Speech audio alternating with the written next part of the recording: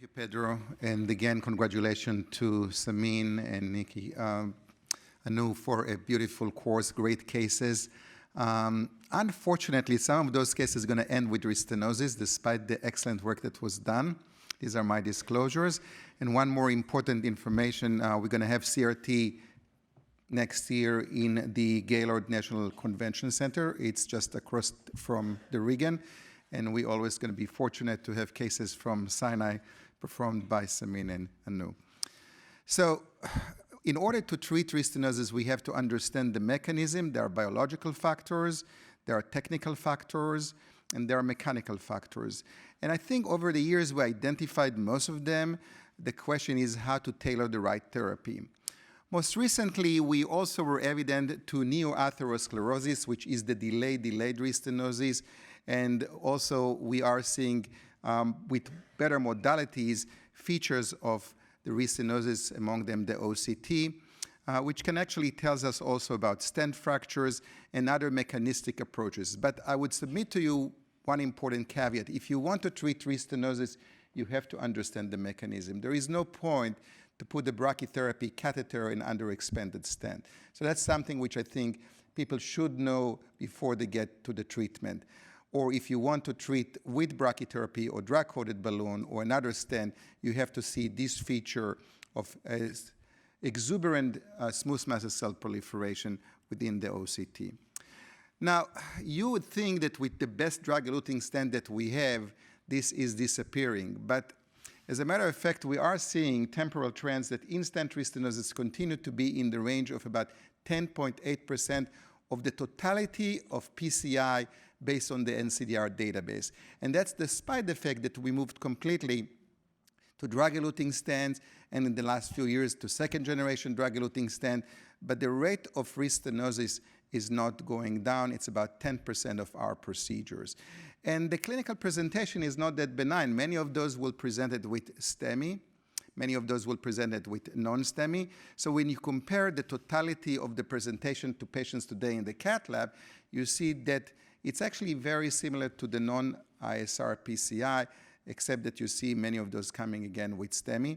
And this is also from our own data at the Washington Hospital Center, that many of those are coming with ACS. And they're not doing that well. You can see that when you compare similar patients, similar baseline characteristics, similar lesion length and diameter, ISR versus non-ISR, the ISR is not doing that well over the years.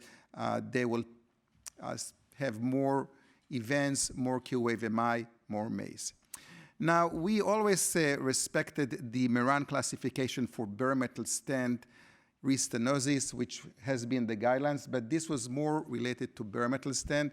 So most recently, Evan Schlomfitz and myself came with a little bit different definition, which would be more applicable to in-stent restenosis of drug-eluting stent. It's also based on not the features, but more the pathognomonic features that leads. And they are mechanical, biological. There is a mixed pattern, chronic total occlusions, and those who have 2 layers of stent.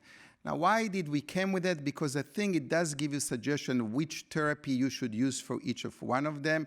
If it's just mechanical and you don't have tissue, probably high-pressure balloon would be enough, or another drug-eluting stent. If you have intimal hyperplasia, which is more biological, you may use DCB, drug-eluting stents of vascular brachytherapy. If you have neoatherosclerosis, probably DCB and DES. You can also use atherectomy devices, but again, not as a standalone therapy. If you have a mixed disease, again, you can use mixed of those combinations. And if you have 2 layers of stent, you probably don't want to have another stent. As I talked earlier today with Dr. Puskas, he says send those patients to CABG. You can do VBT, DCB. These would be the options for those second or third layers of drug-eluting stent. So these are the strategies. POBA, cutting balloon, high restenosis rate, really not helpful. Bare metal stents, also high restenosis rates, and also give you multiple stent layers, which you don't want to have. Drug-eluting stents, you get acceptable restenosis rates, but there are concern over multiple stent layers and prolonged DAPT. Drug-coated balloon, Actually very promising. Similar restenosis rate to drug-eluting stent and avoids multiple stent layers and prolonged DAPT. And vascular brachytherapy may be the most effective. Obviously, I have the bias, but it has required long-term DAPT, and logistically, it's not feasible in many of the centers. As a matter of fact, there may be only 25 US sites, including Sinai, that are doing brachytherapy. Now, let's look about data. If you look at the totality of the data for studies that are meaningful, you can find here that if you just look DES in-stent restenosis treated with POBA 1-year follow-up, you get about weighted average of MACE of 42.3%, TLR 31%. So if you're treating DES ISR with POBA, and if it's not our class 1, if it's not just underexpanded, you're wasting your time, and the patient probably will come back to the cath lab. What about drug-eluting stent? If you look historically on the paclitaxel on any of those, it was 18.7% target lesion failure. If you look on any drug-eluting stent, and that's combination of all the trials, including paclitaxel, all the way up to OSIR with a thin strut, you're getting a weighted average of about 15% recurrence rate at the 1-year follow-up. So if you summarize, what is that give you right now in terms of the options? You have from POBA 42.3% up to a mixture of all the DES to 15%. Now, what is the data of drug-coated balloon? It is actually sparse, you'll be surprised. And why is that? Because most of them were comparing those to paclitaxel eluting stent, which is not existing anymore. And we do know that paclitaxel eluting stent is not the best stent. I mean, it actually was out from the market. But when this was compared to paclitaxel, like in ISR Desire 3, this was similar efficacy to the paclitaxel eluting stent and much better than just balloon angioplasty. This was true for TLR, for death MMI, and for overall MACE. So clearly, the DCB was equate itself to paclitaxel eluting stent, but most of those, because of the time of the study, were mixed cases. They were not just drug-eluting stent. Most recently, we are moving to drug-coated balloon or drug-eluting balloon with SIROLIMUS. And Magic Touch is the first one to present some data on in-stent restenosis population. And again, we have to be very careful. This is a small cohort, only 198 patients available out of 211. But the overall MACE rate at 12 months is 6.2%. The TLR, TVR is 5.2%. So I think that this is something that we should watch very carefully, because maybe the future would be on those drug-coated balloon eluting stent, and there are several companies that emerging into this direction.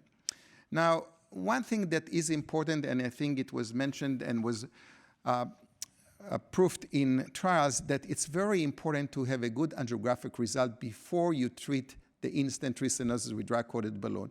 If you don't get a good result, you're not going to get a good outcome. And this is true also for brachytherapy. We're getting many of those patients with underexpanded stent, and if we just do the brachytherapy, we are still going to see the underexpanded stent, which can be treated with laser. Some people using also shockwave, but I would say, I heard that this is not the most safest way because it does create corrosion to the stent. There are some other innovative concepts. One of them was suggested by Antonio Colombo and also tested to compare the drug-coated balloon and drug-eluting stent in a very extreme conditions. And that actually was showing, again, on a small cohort of patients, relatively acceptable result with the risk of recurrence of DES in-stent restenosis. Now, this is more prophylactically. Can you treat those patients that came back with a combination therapy?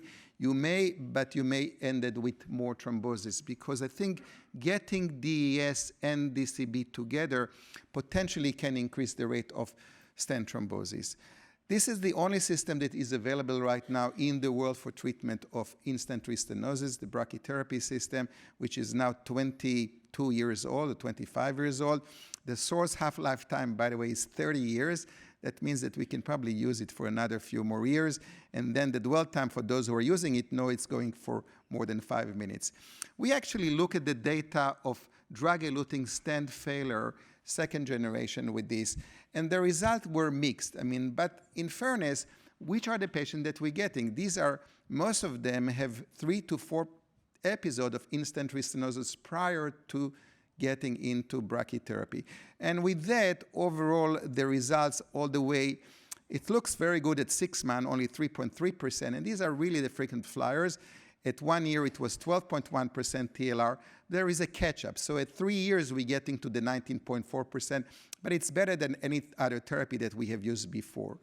If you're comparing cutting balloon versus DES or VBT, you see that DES and VBT pretty much head-to-head compared to the cutting balloon. It's really not effective to use just cutting balloon by itself. If you look on drug-eluting stent therapy for recurrent in-stent restenosis following failed vascular brachytherapy, that's not a good option. So if you failed the brachytherapy, don't put another drug-eluting stent. Look how the event is going to go skyrocket, and that's definitely not advised. So what do you do then? Either surgery, or you can do another brachytherapy. And we have been doing it at least for a second time if the interval is about 1 year and it seems to be safe and associated with a very low recurrence rate compared to if you do just PCI. So 19.6% TLR versus 55% if you just do balloon alone.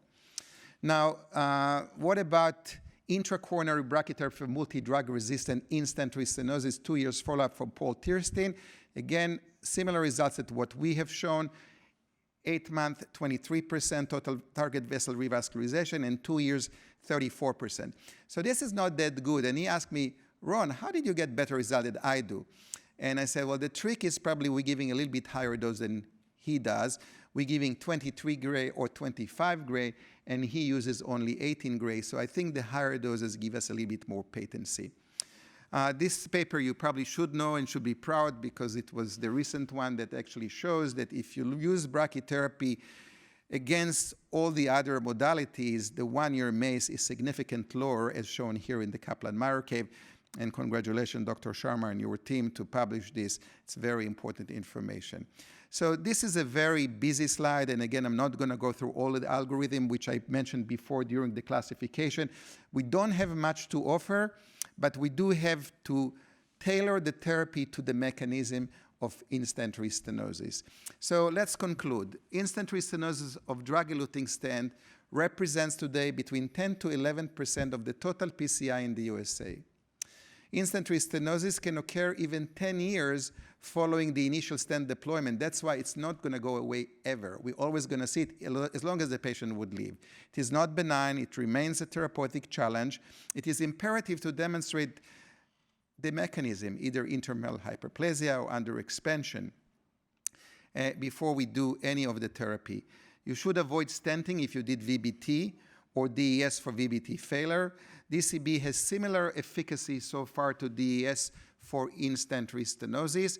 Repeat VBT is safe, and vascular brachytherapy, again, in my biased own opinion, remains the most effective therapeutic option, but not a cure, unfortunately. It just delay by probably 2 to 3 years what we're going to see if we use other therapies. Thank you very much, and thanks for the opportunity to be here.